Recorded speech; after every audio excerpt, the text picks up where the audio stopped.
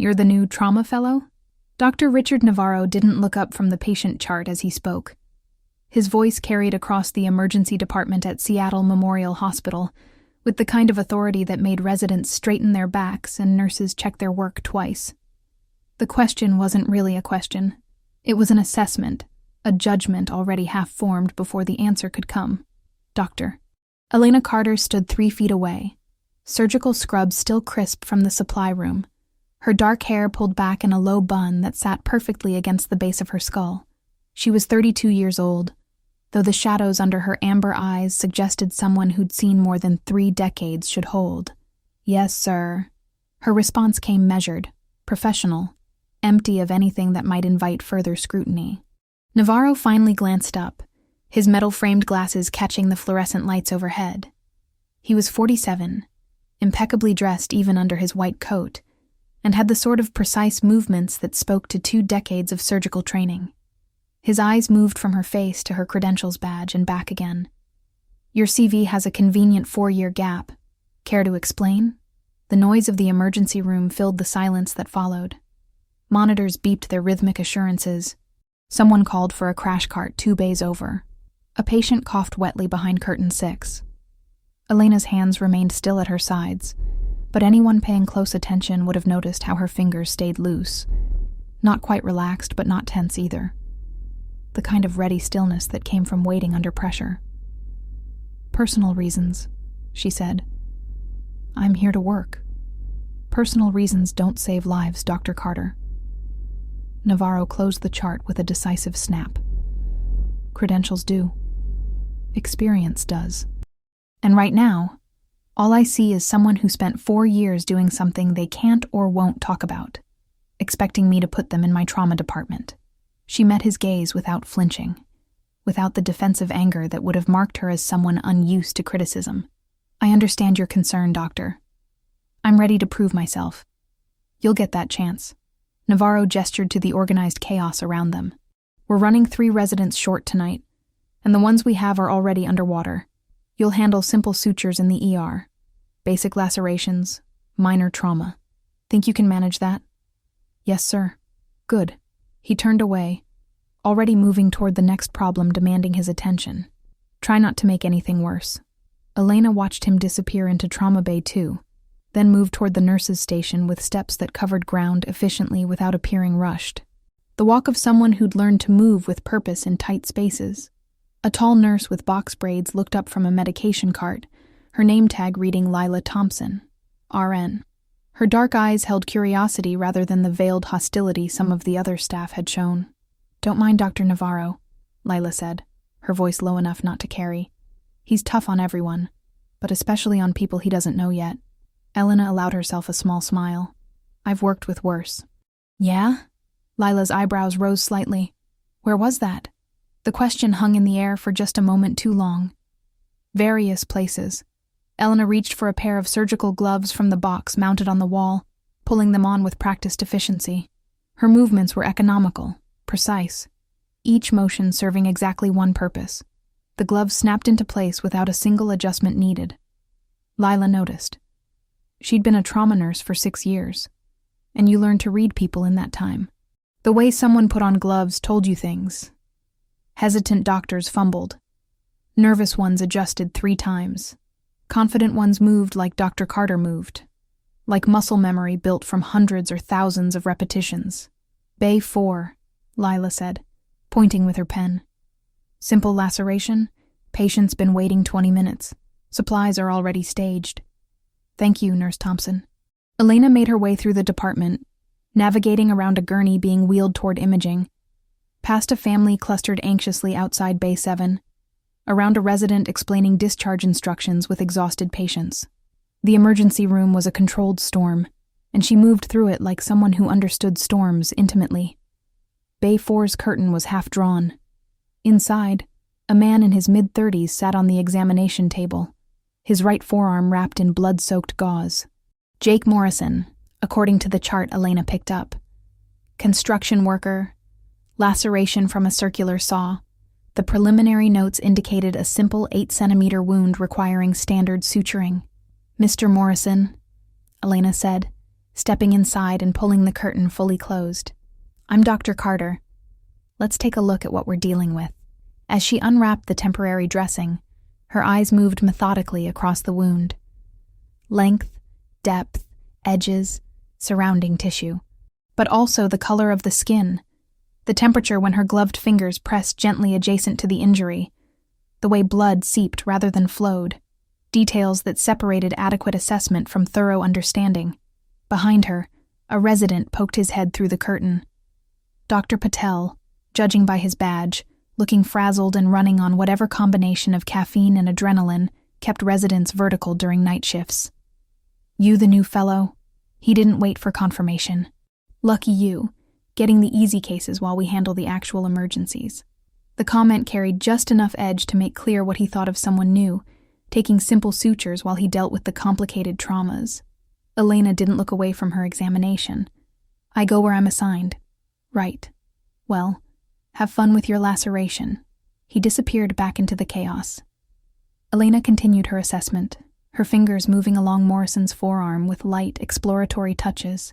Her face remained neutral, professional, but something in her eyes sharpened. "Mr. Morrison, when did you lose feeling in your thumb and index finger?" The patient blinked. Maybe 20 minutes ago." "I figured it was just from the bleeding." She reached for her pen light, checking capillary refill in each finger. The thumb and index filled slowly, too slowly. Her hand moved to his wrist, feeling for the radial pulse. Present, but the quality concerned her. "Nurse Thompson," Elena called out, her voice carrying clearly without rising to a shout. "I need vascular imaging for Bay 4. Now please." Lila appeared at the curtain within seconds. "For a laceration?" Elena met her eyes with absolute certainty. "Radial artery is compromised. He'll lose hand function in 90 minutes without microvascular repair." From somewhere across the department, Dr. Navarro's voice cut through the ambient noise. "His vitals are stable, Dr. Carter. Don't overcomplicate a straightforward case." Elena's jaw tightened almost imperceptibly, the only outward sign of the decision she was making. "With respect, doctor, I'm requesting imaging. If you want to see how a doctor everyone underestimated becomes the only one who can save lives no one else could, make sure you subscribe to Emergency Hero Stories. Because what happens in the next 40 minutes will show you that sometimes the person everyone dismisses is exactly the hero they need. Where are you watching from? Tell us in the comments, because this night is about to prove that credentials on paper mean nothing compared to skills earned in the field." The residence lounge smelled like burnt coffee and exhaustion. Dr. Amit Patel slouched in one of the worn chairs, his surgical cap pushed back on his head, revealing hair that hadn't seen a proper cut in weeks. Across from him, Dr. R. Sarah Kim methodically worked through her third energy bar of the shift, chewing with the mechanical determination of someone fueling a machine rather than enjoying food.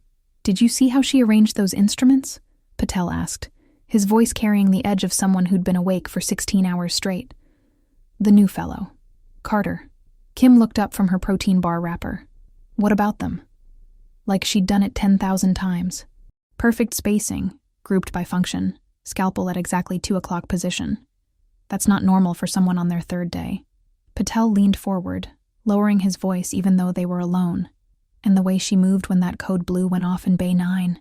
She was halfway there before the announcement finished. Faster than Navarro, and he's been doing this for 20 years. Sarah Kim crumpled the wrapper and tossed it toward the trash can. Missed by 6 inches but didn't bother retrieving it. Probably watched YouTube videos, studied trauma protocols until she could recite them in her sleep. People do that when they're trying to compensate for gaps in their resume. A 4-year gap, though. Patel shook his head. That's not just taking time off. That's a whole other life. The door swung open, and Lila Thompson walked in, reaching for the coffee pot, despite knowing it would taste like charcoal dissolved in regret. She poured herself a cup anyway.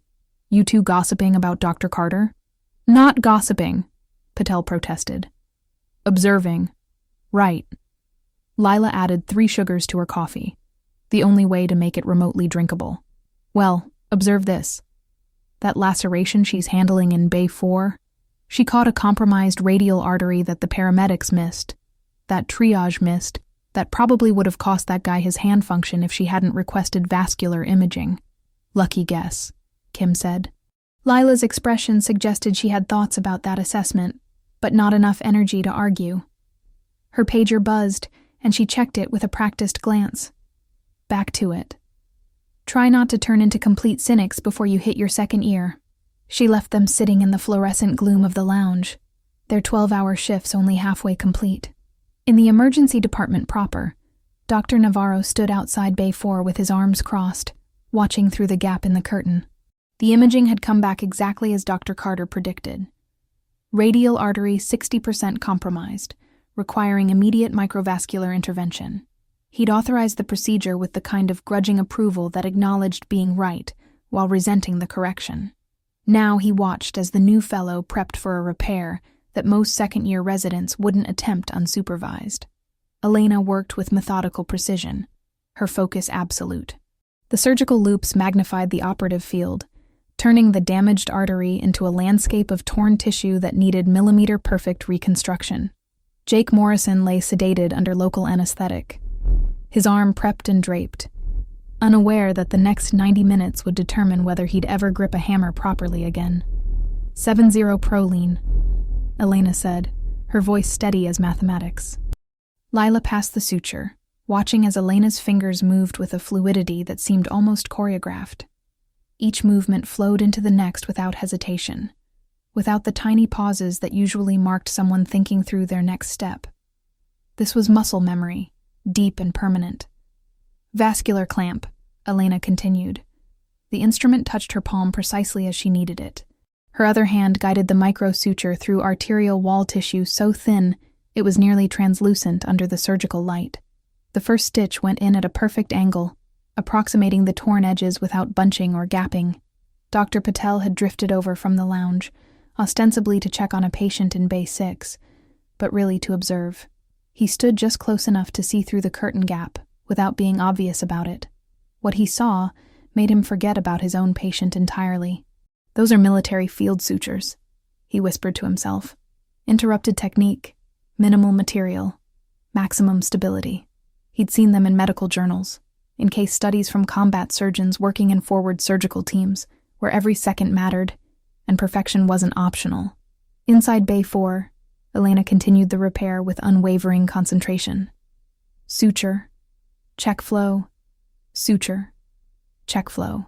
The rhythm of someone who'd done this under conditions far worse than a well-lit emergency bay, with full vascular imaging and adequate anesthesia. Dr. Kim appeared beside Patel, drawn by the same magnetic curiosity. She watched for 30 seconds before speaking. Nobody learns to suture like that from videos. Her pulse was visible in her neck, the only sign of exertion as Elena placed the final suture and began checking her work. Doppler ultrasound confirmed blood flow through the repair. Strong, steady, perfect. She'd reconstructed a damaged artery in 53 minutes, a procedure that should have taken 90 to 120. "Clamp release," Elena said. Lila removed the vascular clamps one at a time. The artery held. No bleeding, no bulging, no compromise. Morrison's fingers, which had been pale and cool, began to pink up as circulation returned fully. Dr. Navarro stepped into the bay, his expression unreadable. He checked the Doppler himself, verified the repair, examined the suture line through the loops Elena had removed. When he straightened, his jaw worked like he was chewing words he didn't want to say. "Patient will have full hand function," he said finally. "That was acceptable work, Dr. Carter." "Thank you, sir." Elena was already stripping off her surgical gloves, disposing of them in the red biohazard container, turning to organize her instruments with the same meticulous care she'd shown earlier. Acceptable. Navarro's tone suggested the word cost him something to use. "Where did you train?" "Several programs." Elena's hands moved steadily, cleaning, sorting, preparing for whatever came next. "I can take another case if you need coverage."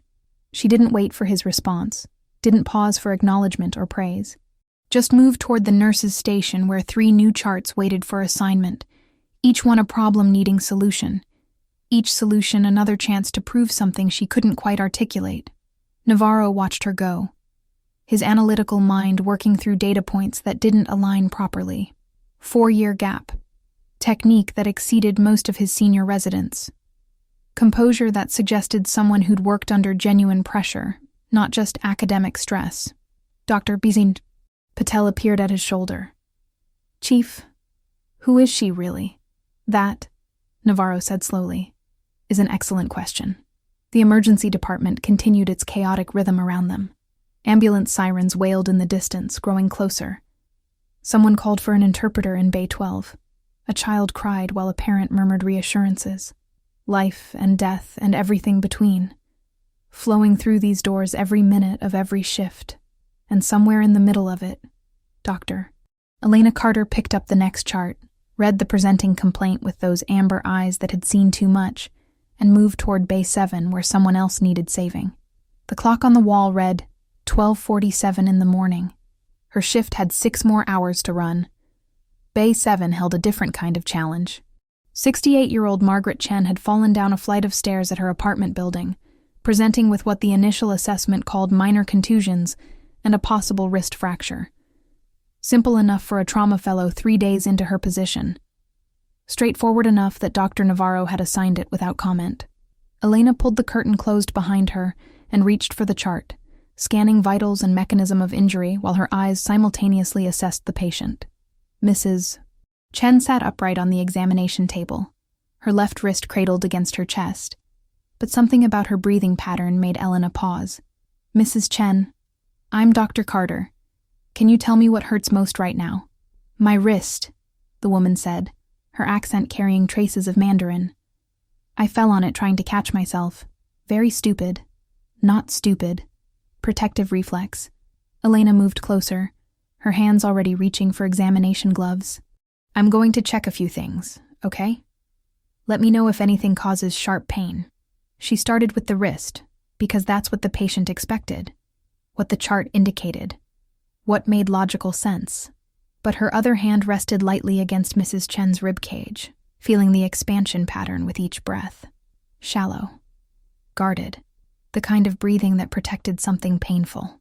Deep breath for me, Elena said, her voice conversational, but her attention razor-focused. Mrs. Chen tried. Made it perhaps 60% of the way before she stopped, wincing. On a scale of 1 to 10, how much does that hurt? Maybe 5, 6. Elena's fingers moved systematically across the ribcage, applying gentle pressure in a grid pattern. When she reached the 7th and 8th ribs on the left side, Mrs. Chen gasped. Those same fingers that had reconstructed an artery with microscopic precision now read information through layers of skin and muscle, interpreting signals most doctors would miss. Nurse Thompson, Elena called out calmly. I need a chest x-ray for Bay 7, and keep her on telemetry. Continuous monitoring. Lila appeared with the telemetry equipment. For a wrist fracture? Possible pneumothorax. Elena kept her voice low enough that Mrs. Chen wouldn't panic. Flail segment in ribs 7 and 8. Paradoxical movement on respiration. She's compensating well right now, but that could change fast. Dr. Navarro materialized at the curtain as if summoned by medical intuition. His expression carried skepticism wrapped in professional courtesy. Dr. Carter, may I speak with you? They stepped just outside the bay, voices lowered. Her vitals are stable, Navarro said. Respiratory rate is 18. Oxygen saturation is 97% on room air. You're ordering imaging for broken ribs? Elena met his gaze without defensiveness. Flailed chest with developing pneumothorax. Watch her breathe. Left side shows paradoxical movement. She's splitting to compensate, which is why the pain presented as moderate instead of severe. In 30 to 40 minutes, if we don't intervene, she'll decompensate. Navarro studied her for 3 long seconds. Then he turned and watched Mrs. Chen through the gap in the curtain, his experienced eyes searching for what this new fellow claimed to see.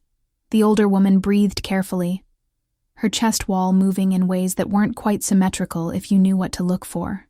Run the imaging, he said finally. But you're staying with this patient until we know for certain. Understood. The x-ray came back 14 minutes later. Dr. Patel brought it up on the monitor in the hallway, and 3 residents clustered around to look. The image showed exactly what Elena had predicted. Multiple rib fractures creating a flail segment and a small but definite pneumothorax beginning to develop in the left lung field. How did she catch that? Kim whispered. The patient wasn't even in respiratory distress. Patel shook his head slowly. She didn't just catch it. She caught it early, before it became obvious. That's different. Inside Bay 7, Elena had already begun preparations. Mrs.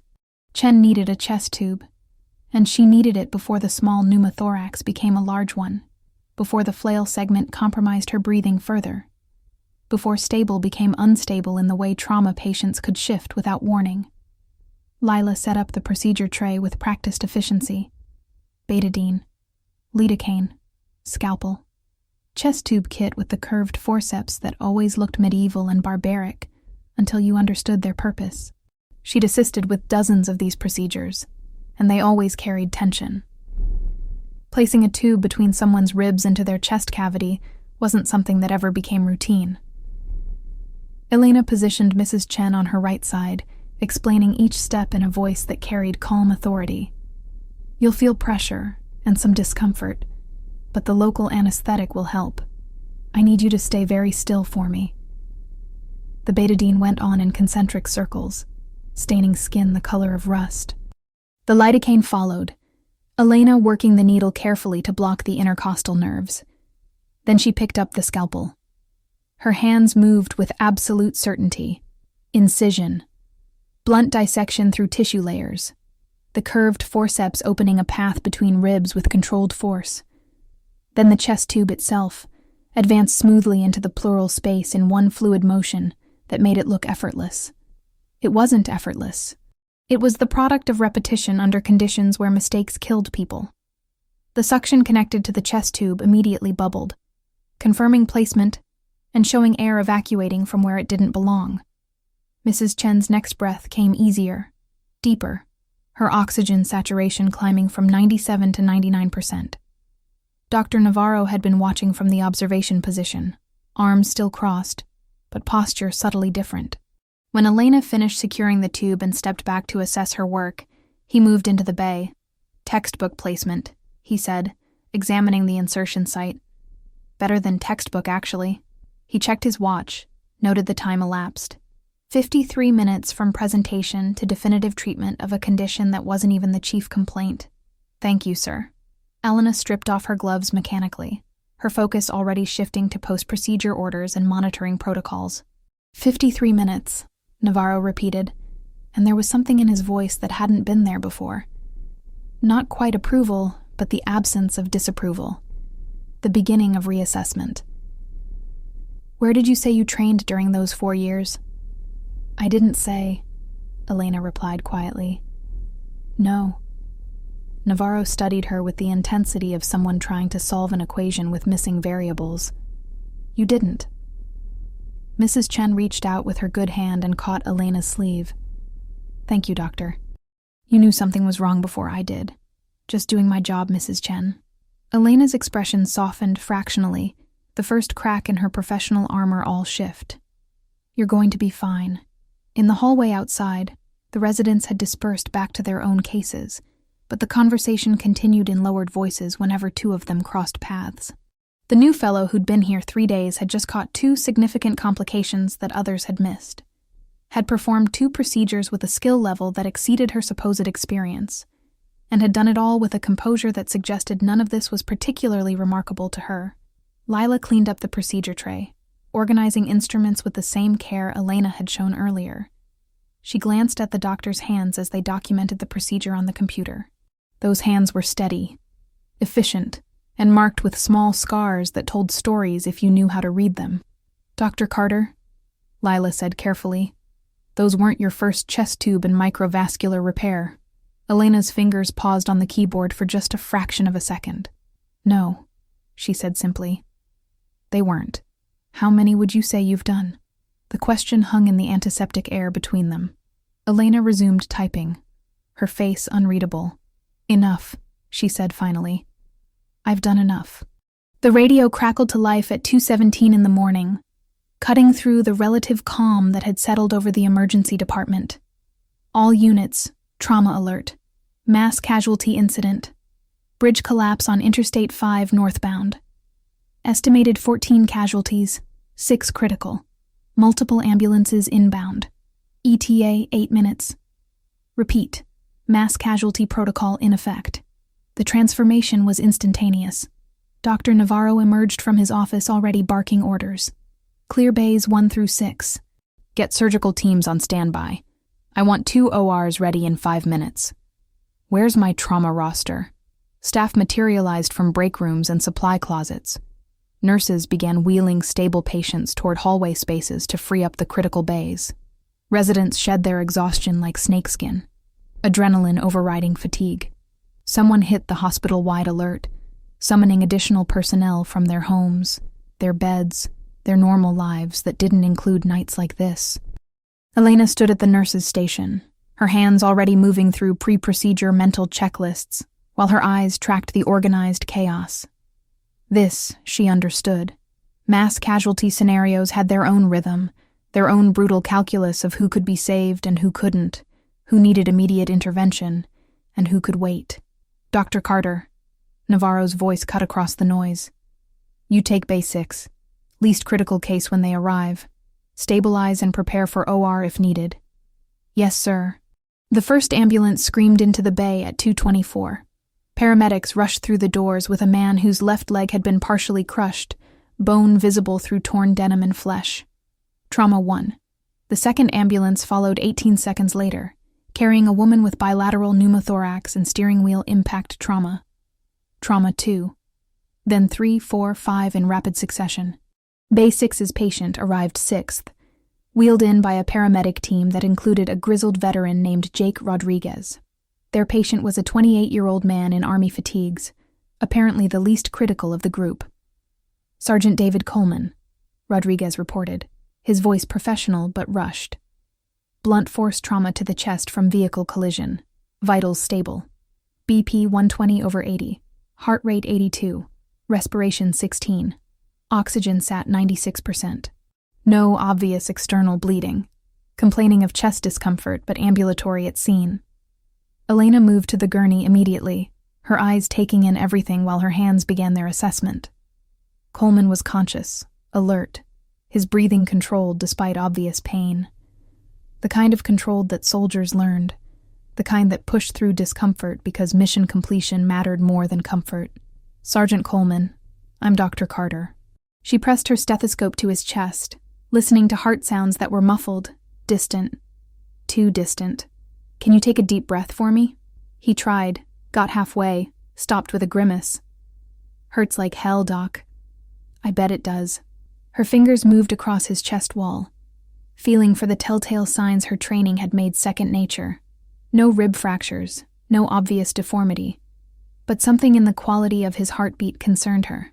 The rhythm was right, but the amplitude was wrong. Nurse Thompson, I need an EKG and portable ultrasound. Now. For chest pain? Lila had learned not to question Dr. Carter's instincts, but she asked anyway because protocol required it. Possible cardiac tamponade. Elena's voice dropped low enough that Coleman wouldn't panic. Blunt chest trauma. Beck's triad developing. He's compensating well, but we have maybe 15 minutes before he crashes. Rodriguez, who'd been preparing to head back out for another run, stopped dead. He stared at Elena's profile, at the way her hands moved with practiced efficiency, at the absolute certainty in her bearing. His eyes went to her wrist where the glove had pulled back slightly, revealing the edge of a tattoo. Numbers. Coordinates. Wait, he breathed. His eyes traveled back to her face, searching for confirmation of something impossible. The ultrasound machine arrived, and Elena swept the probe across Coleman's chest, watching the screen with eyes that knew exactly what they were looking for. There, the pericardial sac showed fluid accumulation, the heart compressed, its chambers smaller than they should be. Not massive yet, but building. In 20 minutes, this would be an emergency pericardiocentesis. In 30, it would be too late. She turned to find Navarro, but he was 3 bays over, elbow deep in someone's abdominal cavity, and the other senior surgeons were equally occupied. The department had transformed into organized warfare, every provider pushed to their absolute limit. Elena made her decision in 2 seconds. Lila, I need a pericardiocentesis kit. Full sterile field. He needs drainage now. Dr. Carter, Lila's voice carried warning. You need authorization for that. You need supervision. If I wait for authorization, this soldier dies. Elena was already positioning Coleman, already prepping the site. I've done this procedure before. Many times. I know what I'm doing. Lila looked toward where Navarro was working, looked back at Elena's face, at the absolute confidence there, and made her own decision. She pulled the pericardiocentesis kit from the supply cabinet. Rodriguez hadn't moved. He stood frozen at the foot of the gurney, his mind working through recognition that seemed impossible. Captain Carter? His voice was barely above a whisper. Captain Elena Carter from the 274th Forward Surgical Team? Elena's hand stopped moving for 1 full second. Then she resumed her work, prepping Coleman's chest with betadine. You're mistaken. Kandahar, Rodriguez continued, his voice growing stronger. July 2019. My squad hit an IED en route Amber. Martinez lost his leg. Chen had a sucking chest wound. Kowalski's femoral artery was severed. You operated on all 3 in a tent, with mortar rounds landing 200 meters away. You saved every single one of us. The pericardiocentesis kit lay open on the sterile field. Elena picked up the syringe, attached the long needle that would navigate between ribs and into the pericardial sac. Her amber eyes met Rodriguez's dark ones for just a moment. I need you to step back, she said quietly. This patient needs my full attention. Rodriguez stepped back, but his radio was already in his hand. Within 2 minutes, information would flow through channels that connected emergency services to military networks, from Seattle first responders to Pentagon databases, from databases to the desk of a 3-star general who'd spent 6 years looking for the combat surgeon who'd saved his men and then vanished.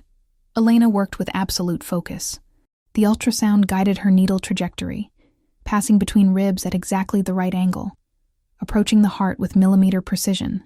Coleman's eyes were closed, his breathing shallow, his military training keeping him motionless, despite the sensation of a needle advancing toward his heart.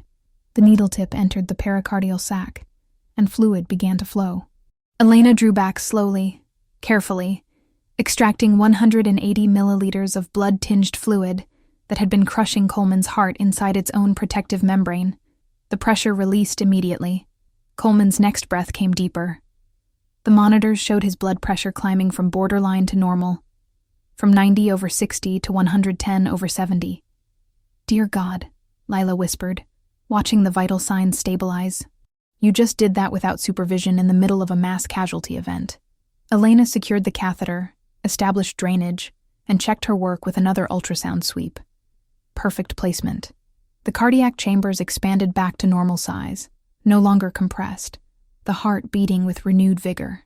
She looked up to find Dr. Navarro standing at the foot of the bed, his surgical gown splattered with someone else's blood, his expression completely unreadable. Behind him, 3 residents had stopped their own work to watch. Dr. Carter, Navarro said slowly. My office, as soon as this patient is stable.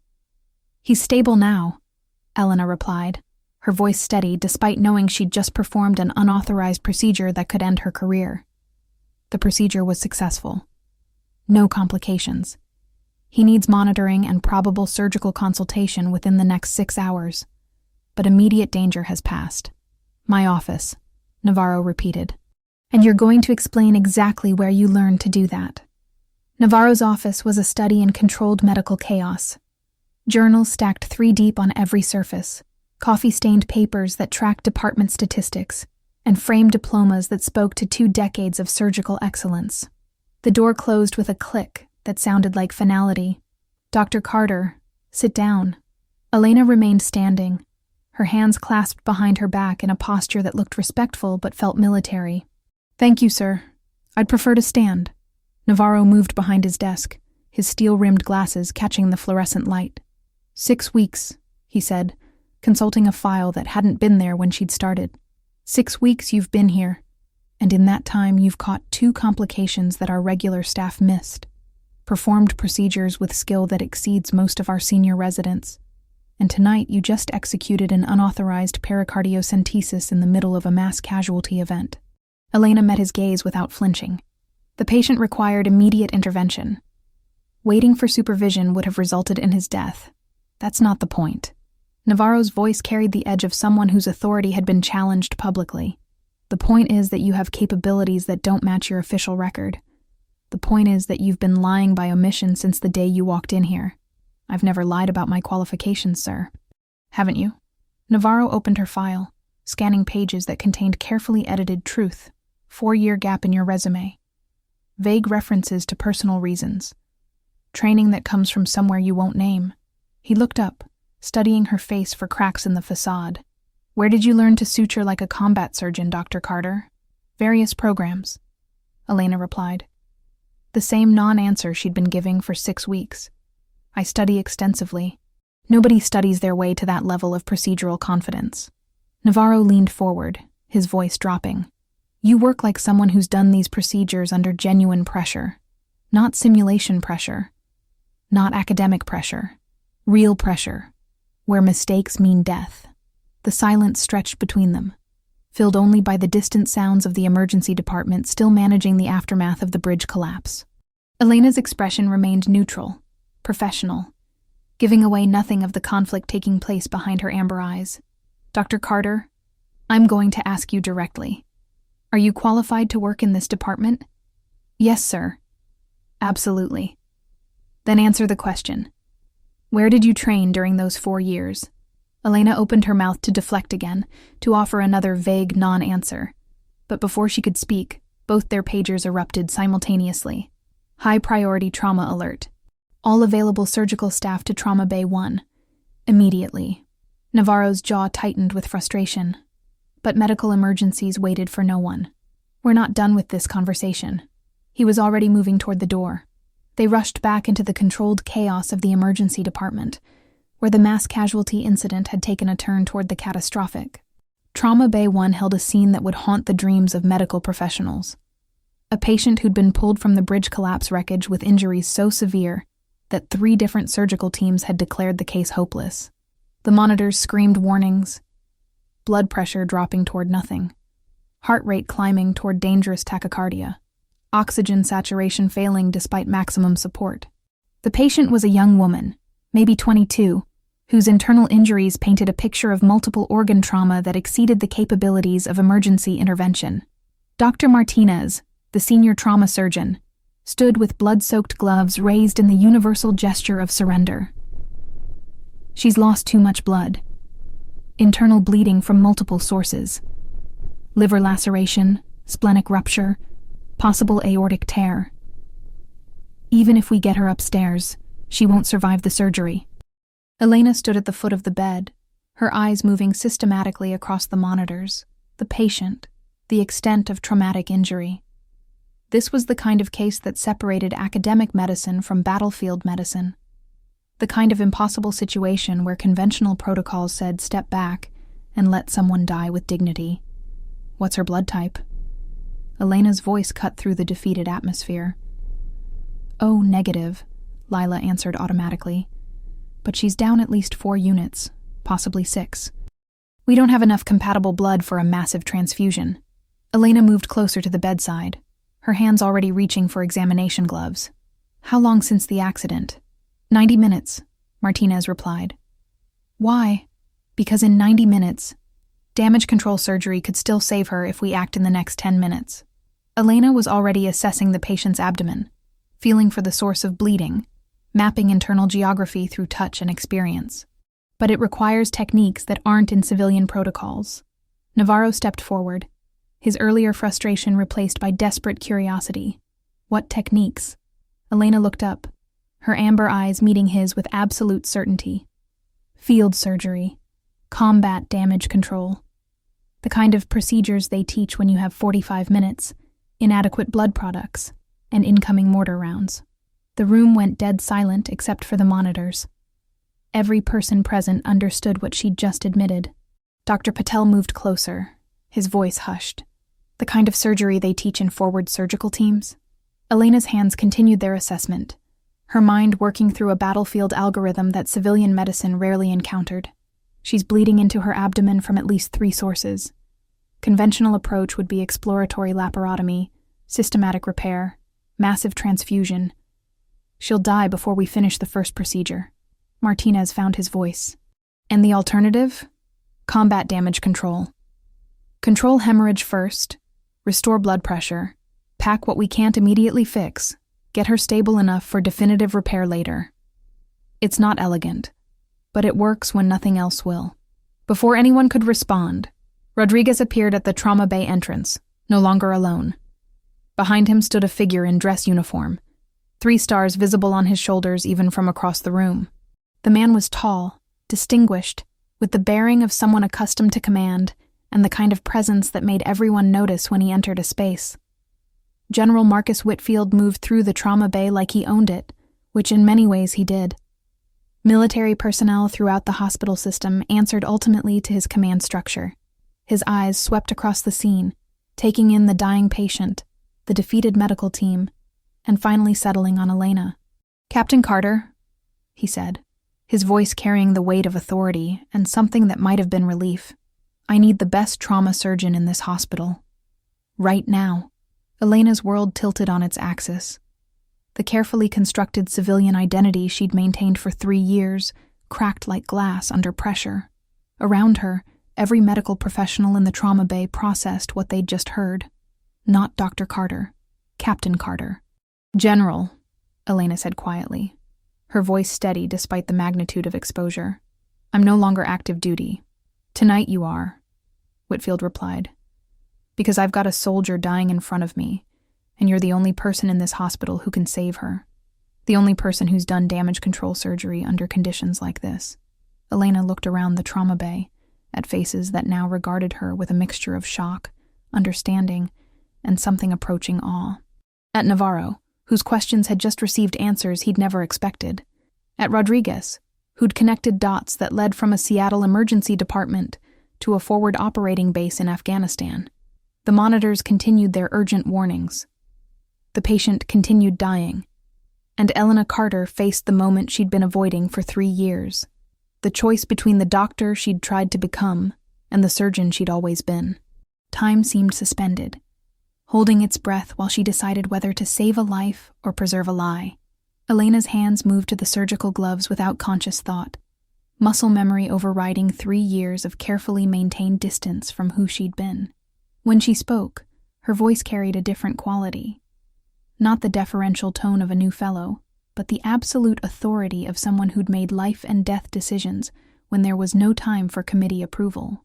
"Captain Elena Carter," she said clearly, meeting Whitfield's eyes. "MD, U.S. Army Medical Corps. 8 years active duty. 3 tours Afghanistan, 1 Syria. 274th Forward Surgical Team. Over 500 combat trauma surgeries. Honorably discharged 2022. The trauma bay went completely still. Even the monitors seemed to quiet for a moment, as if the machines themselves needed to process what they'd just heard. Dr. Patel spoke first, his voice barely above a whisper. "The 274th. That's the unit that operated during the Kandahar siege, under mortar fire. 23 hours straight," Elena confirmed, already moving toward the patient. "No power for 16 of them. Generator fuel ran out. We worked by flashlight and headlamp. 23 casualties, 0 deaths." Dr. Navarro stood frozen, his analytical mind recalculating everything he'd observed over the past 6 weeks. Those weren't gaps in your training. Those were years saving lives in combat zones. Elena didn't respond. Her attention had shifted completely to the dying woman on the gurney. Lieutenant Sarah Mendez, according to the ID still clipped to her torn uniform. 26 years old. Bridge collapse victim, who happened to be active duty military on her way back to base after leave. General Whitfield moved beside Elena. "She's one of mine. Training accident during an urban warfare exercise before the bridge collapsed. Took shrapnel from a flashbang malfunction. The bridge incident compounded existing injuries. Elena's examination was swift and systematic. Internal hemorrhage, probable liver laceration, splenic damage, and she reached the wound site on Mendez's left side, her fingers reading information through touch. Fragmentation injury. Small metal fragments embedded near the heart. One appears to be within 2 millimeters of the left coronary artery." Martinez leaned closer, looking at imaging that had been rushed through. "How can you tell that without opening her up?" "Because I've extracted 47 similar fragments from 32 different soldiers," Elena replied. You learn to recognize the presentation.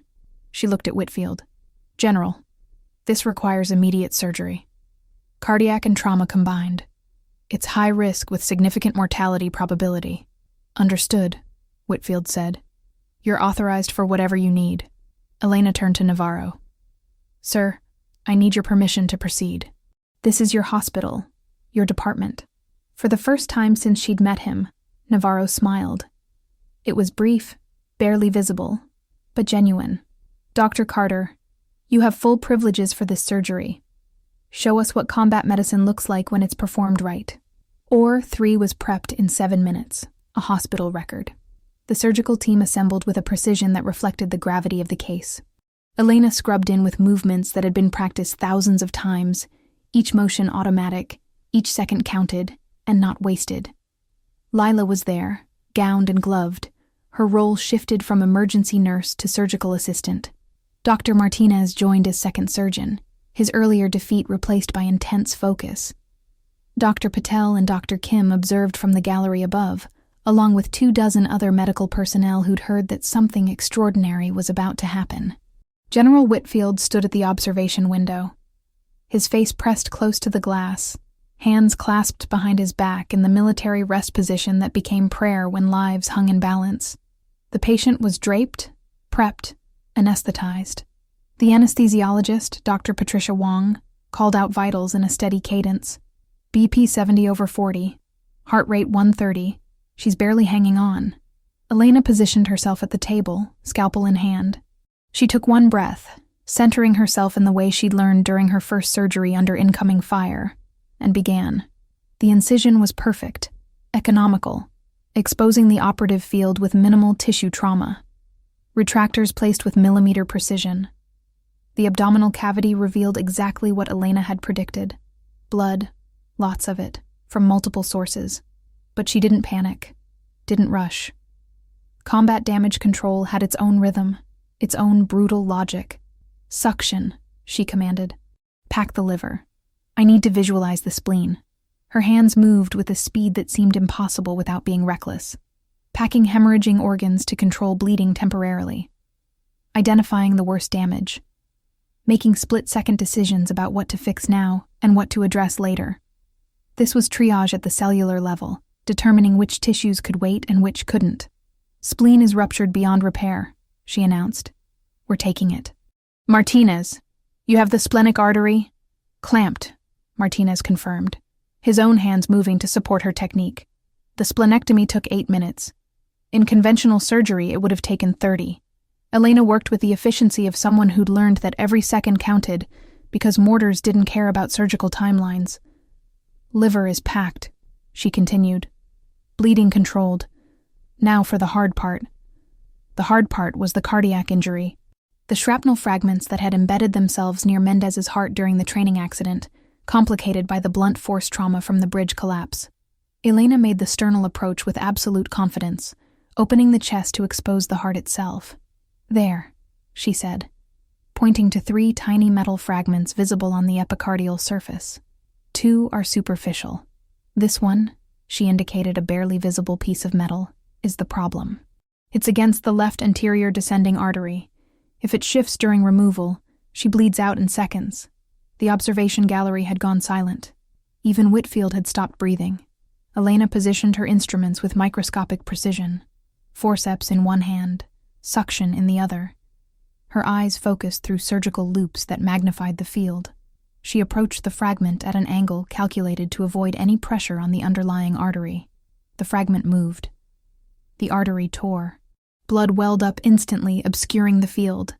The monitor screamed as Mendez's blood pressure plummeted. Wong called out desperately, BP crashing, 40/20. Elena's hands didn't shake. Pack above and below. Give me a 6-0 proline. Martinez, suction exactly where I tell you. What followed was a display of surgical skill that none of the observers would ever forget. Elena repaired a 2mm tear in a coronary artery while blood pressure crashed, while monitors alarmed, while everyone else fought the urge to panic. Her sutures were perfect, placed with a steadiness that seemed superhuman. 38 seconds from tear to repair completion. The bleeding stopped. The artery held, Mendez's blood pressure began climbing. 50/30, 60/40, 70/45. Wong's voice carried disbelief and relief in equal measure. She's stabilizing. BP rising. Heart rhythm normalizing. Elena extracted the remaining fragments without incident, then began the systematic process of closing. Layer by layer, tissue by tissue, restoring anatomy that had been catastrophically disrupted. Her hands worked with unwavering focus for 3 hours and 18 minutes total. When the final suture went in, when the dressings were placed, when the patient was stable enough to move to ICU, Elena stepped back from the table. She stripped off her gloves, her surgical gown, the barriers that had separated her from the case. In the observation gallery, applause broke out. Spontaneous, unprecedented, against every protocol for maintaining sterile focus. But nobody cared about protocol in that moment. General Whitfield's face was wet with tears he hadn't bothered to hide. Navarro stood beside him, shaking his head in wonder. Martinez remained at the scrub sink, processing what he'd just witnessed. Elena walked out of the OR into the corridor where the rest of the trauma team waited. Her amber eyes were tired but clear, her posture straight despite 3 hours of intense surgery on top of an already exhausting shift. "Dr. Carter," Navarro said, approaching with an expression that held respect and something approaching awe. "That was the most remarkable surgery I've ever witnessed." Elena met his eyes. "That was Tuesday in Kandahar," she said quietly. "We did it without power, without adequate blood, with mortars landing close enough to shake the tables. The conference room at 8:30 in the morning held the entire surgical department. Residents who should have been sleeping after their night shifts, attending physicians who'd rearranged their schedules, nurses who'd heard whispers and wanted to witness what came next. The room buzzed with speculation until Dr. Navarro entered, followed by Elena Carter and General Whitfield. The room fell silent. Navarro stood at the head of the table, his usual authoritative posture softened by something that looked almost like humility. 6 weeks ago, I made assumptions about Dr. Carter based on incomplete information. He paused, meeting Elena's eyes across the crowded room. I was wrong. Completely, professionally wrong. Murmurs rippled through the assembled staff. What we witnessed last night wasn't luck. It wasn't theoretical knowledge translated into practice. It was mastery earned through years of high-stakes trauma surgery and combat conditions that most of us can't even imagine. Navarro gestured to Elena. Captain Carter saved Lieutenant Mendez with techniques I've only read about in military surgical journals.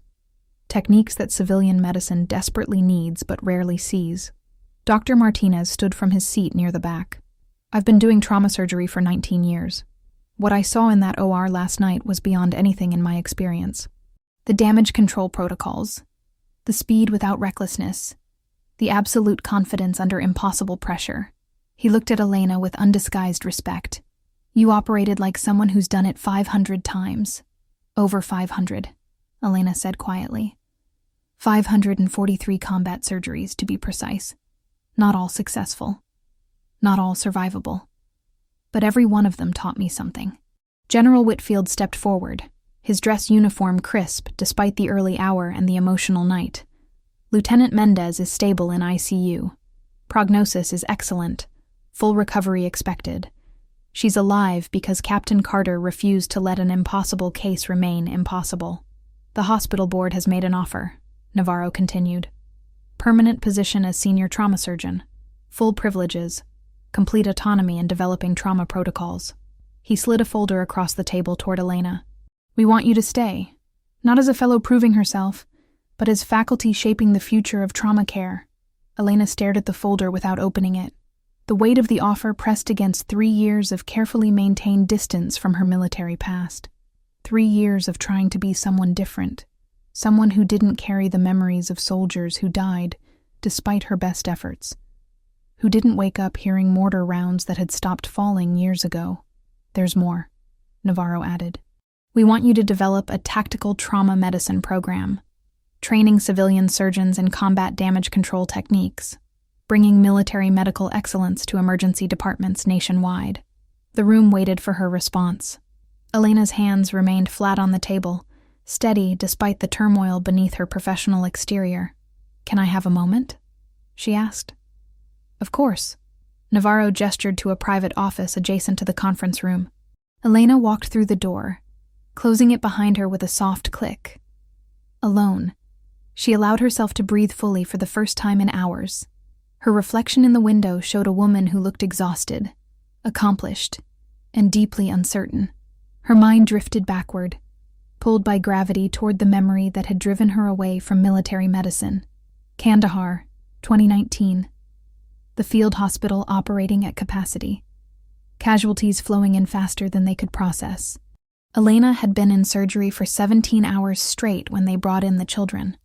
3 of them, caught in crossfire during a firefight near a civilian market. 10 years old, maybe younger, with injuries that no child should ever sustain. She'd saved 2 of them. The third had died on her table, despite everything she knew, everything she'd learned, every technique at her disposal. A 10-year-old girl whose name Elena never learned, but whose face she saw every time she closed her eyes. That was when she'd decided to leave, not because she couldn't handle the pressure, but because she'd wanted to practice medicine where the patients weren't children caught in wars they didn't understand. A knock on the door pulled her back to the present. "Come in." Lila Thompson entered, her expression gentle. "Everyone's waiting, but take your time. This is a big decision." Elena turned from the window. "Why did you become a nurse?" Lila blinked at the unexpected question. "My father was a Marine. He told me stories about the corpsman who saved his life in Desert Storm. I wanted to be someone who helped people like that. Do you ever regret it? The long hours, the impossible cases, the ones you can't save. Every single shift," Lila admitted. "But then I remember the ones we do save. The ones who go home to their families because we didn't give up. That's why I stay." Elena nodded slowly, something settling into place behind her amber eyes. "Thank you, Nurse Thompson." They returned to the conference room together. Elena moved to the head of the table, standing beside Navarro with a posture that no longer tried to hide its military origins. "I accept the position," she said clearly, "with 3 conditions." The room leaned forward collectively. First, the Tactical Trauma Medicine program trains military veterans transitioning into civilian medicine. They have skills we desperately need, but they often struggle to translate combat experience into credentials that civilian hospitals accept. "Agreed," Navarro said immediately. Second, we establish a formal partnership with the VA hospital system. Our protocols should benefit veterans receiving care, not just active duty personnel. Also agreed. Third, Elena's voice carried steel wrapped in velvet. I want complete transparency about my military service. No more hiding, no more edited resumes. Every medical professional in this hospital should know that combat medicine and civilian medicine aren't separate worlds. They're the same mission approached from different angles. Navarro extended his hand. "Those are excellent conditions, Dr. Carter. Welcome to Seattle Memorial's senior surgical staff." Elena shook his hand, feeling the shift in her identity settle into something that felt right for the first time in 3 years. Around the room, applause broke out again, more sustained than the spontaneous reaction in the OR. General Whitfield approached as the meeting dispersed. "Captain, I need to tell you something." He pulled a photograph from his uniform pocket, showing a young Marine in dress blues. "This is Lieutenant Marcus Webb, my godson. You saved his life in Kandahar during the siege. Femoral artery severed by shrapnel, 60% blood loss, given 0 chance of survival." Elena remembered. The surgery had taken 4 hours with failing generators and dwindling supplies. "I remember Lieutenant Webb. How is he?" "Married," Whitfield said, his voice thick with emotion. 2 children. He's a recruiter now, helping other young people find their path. He's alive because you refused to accept that 0 chance meant no chance." Elena accepted the photograph, studying the face of a soldier she'd saved and then never seen again. This is what she'd lost when she'd left military medicine. Not just the procedures and the protocols, but the knowledge of outcomes, the connection to lives extended beyond the operating table. "I'm glad he made it," she said softly. 23 men from my command," Whitfield continued. 23 soldiers who are alive today because of your surgical skill and refusal to give up. And now, because you saved Lieutenant Mendez, that number is 24. 6 weeks later, the Tactical Trauma Medicine program held its first session. 23 participants sat in the simulation lab, 17 of them military veterans with combat medical experience. 6 civilian surgeons eager to learn techniques that textbooks couldn't teach. Elena stood at the front, no longer hiding behind vague references and edited truths. Behind her, a screen showed combat trauma statistics, survival rate improvements, protocol innovations born from necessity in field hospitals. Combat medicine teaches you to make impossible decisions with incomplete information, she began. Civilian medicine has the luxury of time, of resources, of second opinions. When you combine both approaches, you create something more powerful than either one alone. The Tactical Trauma Medicine program graduated its first class 4 months after that initial session. 17 veterans who'd struggled to translate combat medical experience into civilian credentials now held positions at hospitals across 3 states. 6 civilian surgeons had integrated battlefield damage control techniques into their emergency protocols. The survival rate for severe trauma cases at Seattle Memorial had improved by 28%. Elena stood in her office reviewing case studies that would form the foundation of the program's expansion when her phone rang. The number showed a Virginia area code she recognized immediately. She answered on the second ring. "Dr. Carter, this is Colonel Patricia Vance from the Department of Defense Medical Command. General Whitfield suggested I contact you directly." Elena set down her pen, giving the call her full attention. "How can I help you, Colonel? We've been analyzing trauma survival statistics from forward surgical teams over the past decade. Your unit's numbers during the Kandahar siege are statistically impossible. 23 casualties, 0 deaths, under sustained fire with compromised resources. The Secretary of Defense wants to understand how." "It wasn't just me," Elena said immediately. "It was an entire team of medical personnel who refused to accept that impossible meant hopeless. We understand that, but someone led that team. Someone made decisions that saved lives when conventional protocols said those lives couldn't be saved." Vance paused. "We want you to design the new combat trauma curriculum for all military medical personnel. Your protocols could save thousands of lives over the next decade." Elena's office suddenly felt smaller, the walls pressing in with the weight of responsibility that reached far beyond Seattle Memorial's emergency department. "That's a significant undertaking, Colonel." "It is. Which is why we're prepared to offer whatever support you need. Full research team, unlimited access to military medical databases, partnership with your civilian program. General Whitfield speaks very highly of your work, Dr. Carter. He says you're the best combat surgeon he's seen in 35 years of service." Through her office window, Elena could see the emergency department below. Nurses moving between bays, residents consulting over patient charts. The controlled chaos that she'd learned to navigate in both combat zones and civilian hospitals.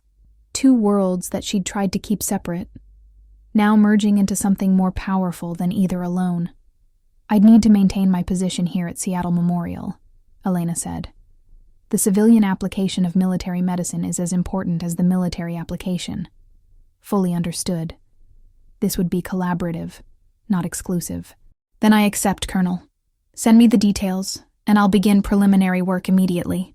After the call ended, Elena sat in silence for several minutes, processing the magnitude of what she'd just agreed to, designing curriculum that would train the next generation of military surgeons.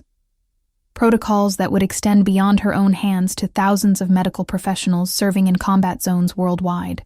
A knock on her door interrupted her thoughts. "Come in." Lila entered, her expression carefully neutral in the way that meant she carried news that required delicate handling. "Dr. Carter, there's someone here to see you. He says he's family, but he's not on your emergency contact list." Elena's stomach tightened. She'd spent 3 years estranged from her family. 3 years since her father had disowned her for choosing medicine over military combat service. "Who is it?" "Colonel Robert Carter. He's waiting in the consultation room." The world tilted slightly. Elena gripped the edge of her desk to steady herself, her mind racing through possibilities and implications. Did he say what he wants? Just that it's important.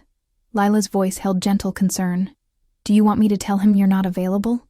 Elena took a deep breath, then another. "No, I'll see him. Give me 5 minutes." Those 5 minutes passed like hours. Elena checked her reflection in the window, seeing not the accomplished trauma surgeon, but the 18-year-old girl who'd walked away from her family home with a single suitcase and dreams of saving lives without carrying a rifle. She straightened her white coat, squared her shoulders in a posture that was finally, honestly military, and walked to the consultation room.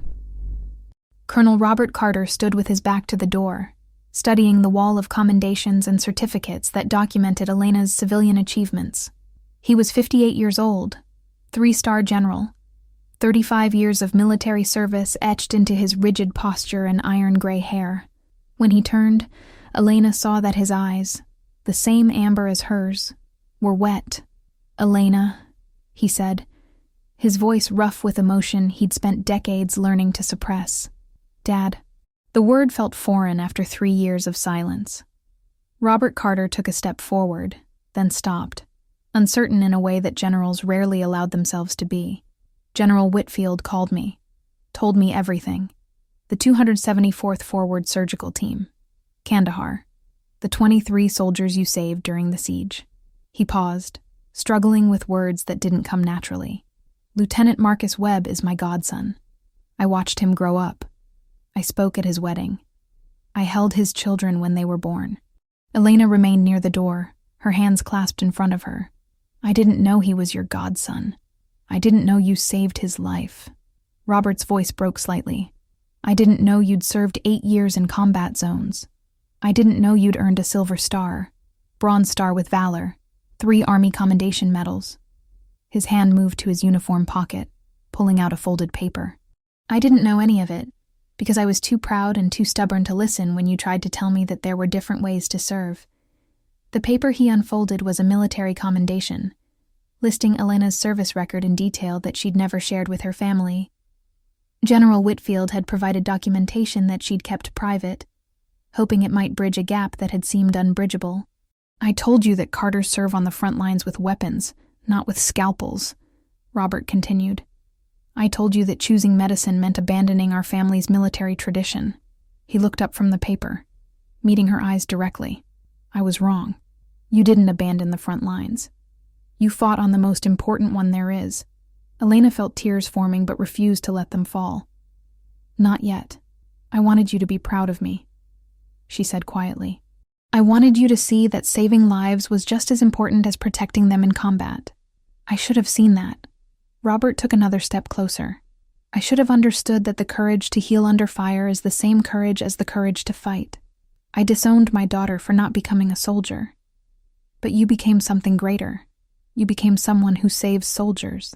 The silence between them held 3 years of pain, misunderstanding, and missed opportunities. Elena thought about the nights she'd wanted to call home, the holidays spent alone, the achievements she'd celebrated with colleagues instead of family. "Can you forgive me?" Robert asked, his general's authority stripped away to reveal a father who'd realized his mistake too late. Elena crossed the space between them in 3 steps and embraced her father for the first time in 3 years. The tears came then, from both of them, washing away accumulated hurt with the kind of catharsis that only reconciliation could bring. They sat in the consultation room for an hour, Elena sharing stories of surgeries performed under conditions he understood intimately, Robert listening with the respect of one military professional for another. When she told him about the Department of Defense curriculum project, his face showed pride that finally matched her accomplishments. "What do you think, Dad? Should I take on the DoD project?" Robert smiled, genuine and warm. "I think you should show them what Carters are really made of. Not just courage under fire, but the wisdom to teach others how to save lives when everything says it's impossible." Lieutenant Mendez was discharged 3 weeks later, fully recovered. She came to Elena's office to say goodbye, walking steadily on legs that had nearly been lost to traumatic injury. "Dr. Carter," Mendez said, extending her hand, "I wanted to thank you personally. The doctors told me I was beyond saving. You proved them wrong." Elena shook her hand firmly. "You're young, strong, and you refuse to give up. That's at least half the battle. Still," Mendez smiled, "because of you, I'll see my son grow up. He's 3 years old. He needs his mother." After Mendez left, Elena stood at her office window looking down at the emergency department. Lives saved, families preserved, futures extended. This was why she'd chosen medicine over combat. Not because one was better than the other, but because this was her battlefield, and these were the victories that mattered to her. Her pager buzzed. Trauma alert. Multi-vehicle accident. 3 critical casualties inbound. She was needed. Elena grabbed her white coat and headed for the emergency department, her stride confident and unhurried. Behind her, the wall of commendations told a story of excellence earned through dedication. Ahead of her, patients needed saving. But Elena and her father's reconciliation is just the beginning. Across our nation, countless heroes are struggling to translate their military service into civilian acceptance, searching for ways their unique skills can serve peacefully, fighting battles that no one else understands. Their stories of transformation and purpose are waiting to be discovered. If this story touched your heart, make sure to subscribe to Emergency Heroes Stories. Share your thoughts in the comments below. Our community truly values you taking this journey with us tonight. We have an entire collection of inspiring tales waiting for you. Stories of courage, second chances, and the power of never giving up. Hit that subscribe button and ring the notification bell so you never miss when we release our next emotional journey. Until our paths cross again in the next tale, thank you for being here with us tonight.